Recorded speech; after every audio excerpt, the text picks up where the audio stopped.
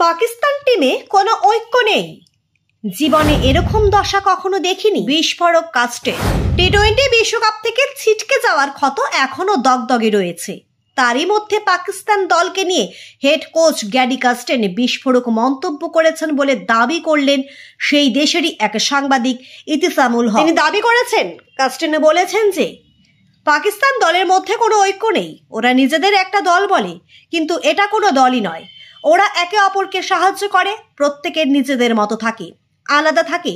আমি অনেক দলের সঙ্গে কাজ করেছি, কিন্তু এরকম অবস্থায় কখনো দেখিনি। কাস্টেনের মন্তব্যে হইচই পড়ল পাকিস্তানে। যদিও কাস্টেন কোথায় সেই মন্তব্য করেছেন, কোন পরিপ্রেক্ষিতে বলেছেন, সেই সব বিষয়ে বিস্তারিতভাবে কিছু জানাননি ওই পাকিস্তানি সাংবাদিক। তাতে অবশ্য বিস্ফোরণ ব্যাপকতা ছিটে ফোঁটাও কমেনি, বরং ওই সাংবাদিকের পোস্ট ঘিরেই হইচই শুরু হয়ে গিয়েছে পাকিস্তানে।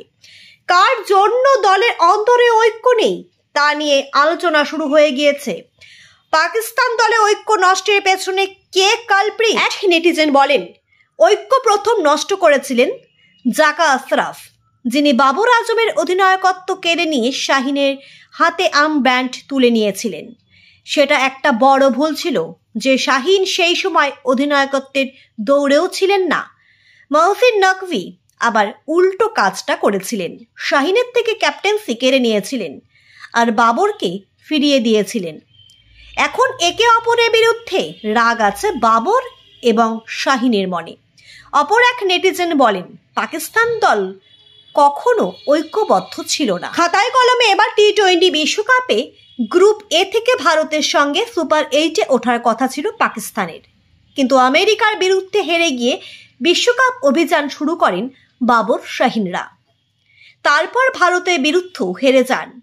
সেই পরিস্থিতিতে ভারতের পাশাপাশি গ্রুপ এ থেকে সুপার 8-এ উঠে গিয়েছে আমেরিকা। গ্রুপে তৃতীয় স্থানে শেষ করে বিশ্বকাপ থেকে ছিটকে গিয়েছে পাকিস্তান।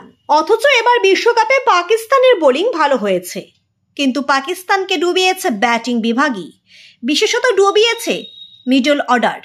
ব্যাট হাতে যেটুকু যা করেছেন বাবর, মোহাম্মদ রিজাউনরা, বাকিরা পুরোপুরি ডুবিয়ে দিয়েছেন।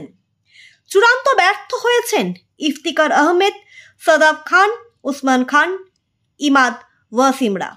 আয়ারল্যান্ডের বিরুদ্ধে গ্রুপ লিগের শেষ ম্যাচে যে পাকিস্তান জিতেছে, সেটাও বাবর এবং শাহিন থাকলে সম্ভব হতো না। 34 বলে অপরাজিত 32 রান করেন, আর 5 বলে অপরাজিত 13 রান করেন শাহিন। তার দুটি ছক্কা পাকিস্তানকে জিতিয়ে দেয়।